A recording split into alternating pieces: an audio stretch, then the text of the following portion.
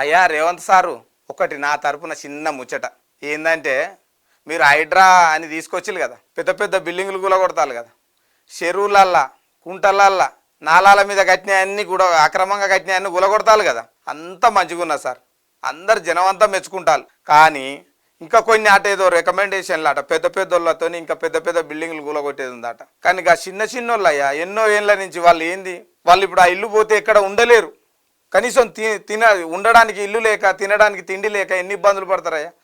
వాళ్ళను కూడా జర వాళ్ళకి ఏంటిది, వాళ్ళు నిజంగా అక్కడ నిజంగా తప్పు చేసిళ్ళు అక్రమంగా కట్టిళ్ళు అంటే కూలగొట్టుడే. కానీ అందులో పేదోళ్ళని కాదయ్యా, ఫస్ట్ పెద్ద పెద్దోళ్ళని కూలగొట్టి కమిషన్ సారు నువ్వు కూడా ఆ పెద్ద పెద్దోళ్ళు అన్ని బిల్డింగులు కూలగొట్టి తర్వాత ఈ పేదోళ్ళ సంగతి ఏదో ఒకటి చేసి తప్పుంటే కూలగొట్టుడే. అందరు జనం అంతా ఒప్పుకుంటాళ్ళు.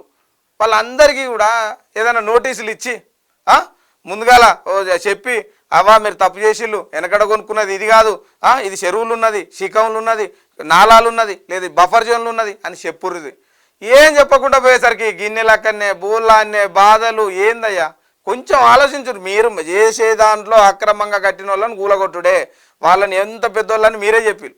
కానీ దాంట్లో చిన్నోళ్ళు ఉన్నారు, పెద్దోళ్ళు ఉన్నారు, అంటే ఓ పేదోళ్ళు ఉంటారు. అది అలా వాళ్ళని ఆలోచించురు. ఓ ఇందిరా మిల్లు ఇచ్చుడు, లేకపోతే వాళ్ళు నిజంగా అక్రమ కట్టడం అయితే కూలగొట్టుడేనే. రేవంత్ సర్కార్ నిర్ణయం ప్రజలందరూ మెచ్చుకుంటారు. కానీ ఈ పేదోళ్ళ సంగతి జర్ర చూడుర్రి, వాళ్ళు ఎక్కడికి పోవాలి, ఏం చేయాలని. ఆ మూసీ మీద కూడా మంచి నిర్ణయం తీసుకున్నారు. ఏదైతే పేదోళ్ళు ఉన్నారో వాళ్ళందరికీ ఇందిరా మిల్లులు ఇద్దాం, అవన్నీ గుర్తించులని కలెక్టర్లో చెప్తారు కదా, అది మంచి ముచ్చట. ఇది కూడా ఏందన్న పేదోళ్ళని కూలగొట్టకుండా ఆ పెద్దోళ్ళ సంగతి ఏందో తెలిసి పేదోళ్ళ కాడికి రాలి సార్. లేకపోతే ఆ నోటీసులు ఇచ్చి తప్పులు ఉన్న వాళ్ళు ఎవరినైనా కూలగొట్టుడే. ఇగో ఇది ఇవ్వాలి ముచ్చట.